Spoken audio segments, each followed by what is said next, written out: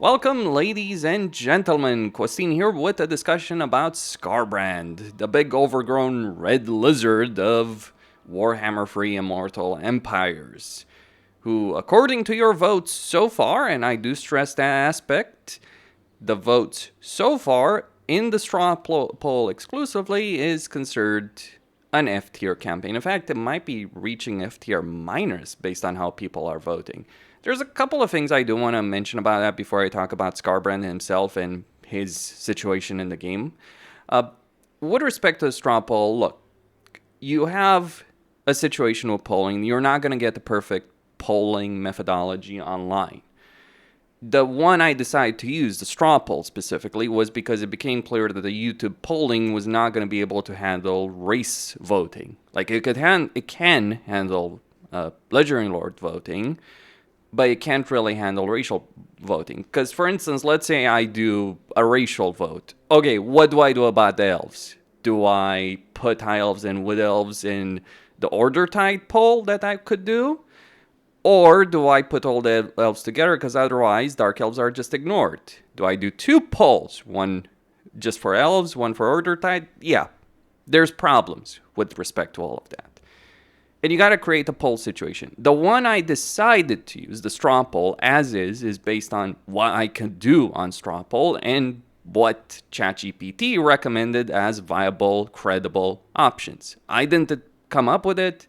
ChatGPT did, and the limitations of what we have, right? Because I obviously want to poll as many people to get as many people voting as possible. It's not quote unquote a scientific poll. That's obviously something. Like, I think the only complete scientific data would be in the hands of Creative Assembly. Now, if you want to criticize that, that's all well and fine. But here's the thing about criticism and discussion and comments.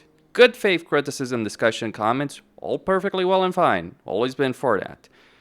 Comments and criticism that are in bad faith or are just an excuse for gaslighting or are basically there because I hate how Skarbrand is in a tier list, for instance, that is not fine. It's kind of like, just to make a bit of a political point right now, it's kind of like how after one particular party loses an election, because we had European parliamentary elections very recently that a lot of people are pissed off about. I won't get into the reasons why. But being angry, being pissed off about your side not winning, fine. Perfectly natural reaction. How you react to that, that's a different discussion. I think there's a lot of people in this day and age, online in particular, that want to come up with all kinds of arguments to try and make their position seem credible when it's not. With respect to Skarbrand and the demons in general, one of the very first race tier polls, in fact, the very first tier list that I did for Warhammer 3 Immortal Empires, for races, I put demons, all of them in F tier. I said all of them are bad. That's it. I got a lot of hatred for that, saying, oh, you can't judge them all by the same color. Well, all the demons, every single one of them, including Nurgle, are in F tier, or very close to it. Now, Nurgle is doing better, which you would expect after rework. I think CA would have screwed up had Nurgle not been doing better, but basically, even Nurgle might reach F tier at this point. Sure, there's a difference between, say, Nurgle, who's kind of neutral, Skarbrand, who's like minus 2% between positive and negative. So he's like minus 2% in the negative. And like Slaanesh, who's minus 5-6%. It's also a bit surprising that Norska is actually considered the worst race in the game. Not Daniel, Norska. I guess some people just hate Norska a bit more than Daniel because it's like, screw Daniel, who cares about them?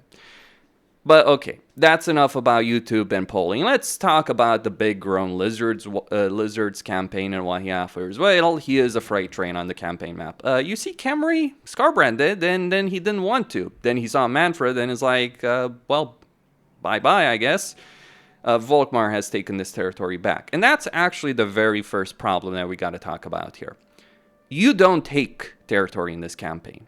Like, you play this campaign, you burn settlements to the ground. That's the whole mechanic of this campaign. You do so for a couple of reasons I will get into. But one of the principal ones is after raising a settlement, you gain campaign movement range. And Skarbrand in particular excels at this because he has, well, you can use Call to Battle, sure, every 12 turns, which I've, not 12 turns, 15 turns. You can use Call to Battle, you have various mechanics, and you have the ability of gaining a lot more campaign movement range after winning a battle. So you're incentivized in every way, shape, or form to burn settlements to the ground. Not sack them, because sacking will not, like, you'll gain some movement range, but it won't be as much as raising a settlement.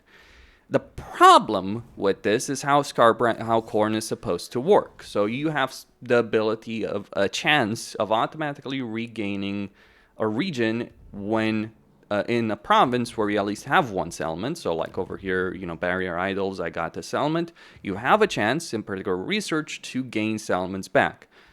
The issue is that the AI does have a tendency of looking at ruins and saying, oh, I'll just take that back, right?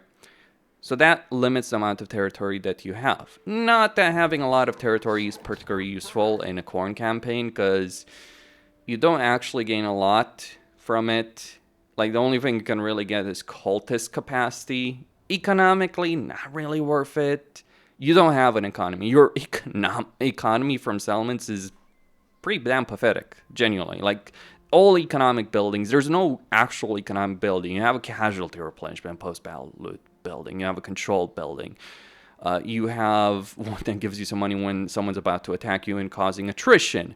You have one that decreases enemy leadership. Skarbrand's entire economy is based on destroying settlements. But destroying settlements is nowhere near as good as sacking them.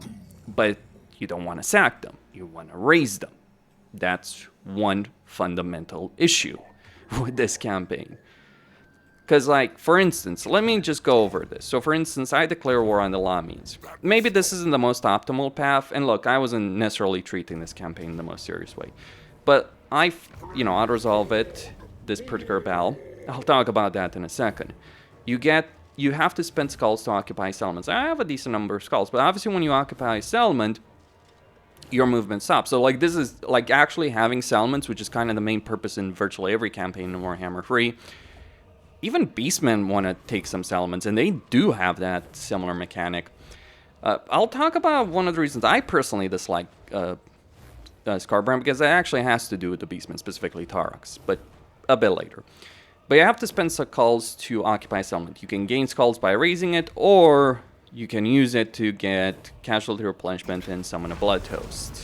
Now, here's what I dislike about Blood Toast. There's a couple of things. It starts with no movement. No movement range. And after a couple of turns, it will start diminishing. Furthermore, this army cannot replenish. Problem with that is you have a campaign system. Let me just be very clear on this. You have an entire campaign about being very aggressive, taking a lot of territory. You have powerful armies. I don't deny that. But the issue, here's the conflict. You have a situation in the campaign where, because you're moving so fast on the campaign map and you're taking stuff so quickly, you are far more powerful than anything you can encounter. The problem is you pretty much have to fight every fucking battle manually. Like, that is generally something that I do tell people to do in their early game, regardless. But it's particularly bad with Skarbrand because you're going to win the battle. Hell, Skarbrand himself is solo his entire freaking doom stacks if you build them up properly. But when you're one of the things that I really dislike about this campaign, I imagine a lot of people dislike it, in fact quite a few people have said this explicitly, you have to fight battles against like a lot of tier 1 garrisons to make sure your army isn't taking damage, because obviously, if you're doing a lot of battles every turn, you don't want to take damage, but then you don't want your blood host who can't replenish to take damage, any kind of damage. And auto-resolve, especially settlements, will cause that kind of level of damage. That is one of the problems that we do have with this particular campaign. It gets boring really quickly. because of that. It's fun once or twice, I'm not gonna lie, but once you do this a couple of times, you'll just be sick and tired of it. And even with auto-resolve mods, you still have to fight. See, auto-resolve mods, when even auto-resolve mods don't fix a fundamental issue like that, and you're still having to do it, geez. Like, you could genuinely play with a mod in a Skarbrand campaign that basically wins you no battle and no casualty, and that wouldn't actually be far from the freaking truth of how most battles are in the freaking Skarbrand campaign. Maybe that is a way of making a Skarbrand campaign exciting. It's not, but still, you know, you gotta give it some effort, right? Still, that is one of the issues. Now, with respect to Bloodhosts, what's annoying about them, they're supposed to be treated as garbage disposable armies. But remember what I said about not having money, and then having Bloodhosts that have upkeep costs. Not as much as the regular units would, but yeah, your money can be tight if you go too much with the Bloodhosts. But you kind of want to summon them at the very least, because, yeah, that casualty replenishment. Also, someone did note this, and I found it so hilarious. Someone noted, you know, changing the old WA meter for greenskins from green to red does not make for a good campaign mechanic. I found that pretty damn hilarious, because it's true, isn't it? It's the rage meter of the freaking greenskins from Warhammer 1 adapted to Warhammer 3. It's the one thing we hated so much. I mean, the effects are really strong, but fundamentally, it's that mechanic, isn't it? Jeez. Damn, I guess I'm never gonna look at this bar ever again in the same damn way. Holy cow. But yeah, you end up losing money, or you end up in a situation where you have to kind of stop sack a settlement that you can't raise. Like, fun fact, you will get movement range, you could raise it. If you could sack and raise a settlement at the same term, that would actually be a lot better. Now, another thing, beyond this, you also have a really horrible quest battle early on, which you will unlock very early on. But, see, one of the big issues from my point of view with this campaign is, like, Khorne has a really fun roster. Like, genuinely, like, you consider, like, things like Skull Cannons, Bloodthirsters, and all that. I mean, Bloodthirsters aren't as good as they could be. That's a discussion of balancing, right? But Minotaurs, Chosen, Skull Crushers, those are really fun units. I've used them in Warriors of Chaos campaigns. They're genuinely really fun and interesting to use. Like, it's awesome. You will never see them in a Skarbrand campaign outside of a Bloodhost, which is not the same thing because it's not an army proper. And besides, Bloodhosts only summon demon units. So you won't see things like Chosen. And that's really the shame from my perspective. And the reason you won't see this, one, your campaign pace is obviously much faster than you would see in other campaigns. But the bigger problem is this. Your construction time for settlements is actually freaking high. Like, it takes 4 turns for a tier 1 settlement, it takes 5 turns for a tier 2 settlement, 6 for tier 3, 7 for tier 4, and 8 for tier 5. You can decrease it, undeniably so, but jeez, CA, what the hell with that? So you may, like, this is one of the things that doesn't work in this campaign. You have a campaign design system design where you're pushed to be aggressive, hyper-aggressive, because you're literally going to run out of money and then be overwhelmed and destroyed. And you only have really the ability of affording 1-2 proper armies. Like over here, I actually went out of my way to get the second army. But you only have the ability of having a couple armies. And any army that doesn't have bloodletting up is going to suffer quite a bit. Because, you know, growth in all provinces and all, and your lack of money. So you do want that upkeep benefit. But the problem is it doesn't mesh well with the inherent game systems. Doesn't even mesh well with your building construction, unit construction. Say what you will about Beastmen. You get a lot of freaking dread in a Beastman campaign. You get a lot of cash in a Beastman campaign. You get growth. It's like you're constructing shit really fast in a Beastman campaign. Like, the early game might be horrible, but you do end up in that situation. Like, you want to play with Jabberslives and Gorgons and Minotaurs, you can do so pretty quickly. Skarbrand, yeah, enjoy using freaking tier 1 Bloodletters and Warriors of Chaos and Marauders of Chaos, and whatever regiments run out you can scrounge up. As well as only 2 freaking heroes in the entire campaign, because good luck unlocking anything else. I mean, maybe a second cultist. That is a Skarbrand campaign. You can win it very quickly, but it's not great. For me personally on all of this, I just want to say my personal perspective. Why do I dislike Skarbrand? It started with the launch of Realms of Chaos, and specifically, I really enjoyed Tarx's campaign in Warhammer 2. Not so much in Warhammer 3, but in Warhammer 2 when he came out, this guy was awesome. And I basically hoped or thought that what Skarbrand would be, what Khorne would be this, but better, right? That's, I think, a reasonable assumption to make. It was not. In fact, like with many other things related to Realms of Chaos in virtually every race except Cafe, it ended up being a pile of garbage. That is my personal, pure subjective perspective. But then again, is it just purely subjective when the overwhelming community in poll after poll, even polls that I've done over a year or even close to 2 years ago, when an overwhelming portion of the community basically says, yeah, all the races, all the lords that came out at the beginning of Realms of Chaos, they were trash. The only exception to that is Cafe. Like, seriously, the only race and the only legendary lords that actually do decently in polling that came out of the game is the Cafean one. So Miao Ying, Xiao Ming. That is it. Nothing else in any poll that I've ever done on this channel does better. Nothing. Not even poor Boris Ursus, who I think actually has a better campaign, but we'll get to Kislev in a later video. Well, I've already talked about the issues of Kislev, but we'll get to Kislev Legendary Lord rankings in a later video. I swear, if Astankia wins Kislev Legendary Lord rankings, I don't know. But yeah, discussion for another time. This is all I had to say for the moment, and do I feel vindicated? Yeah.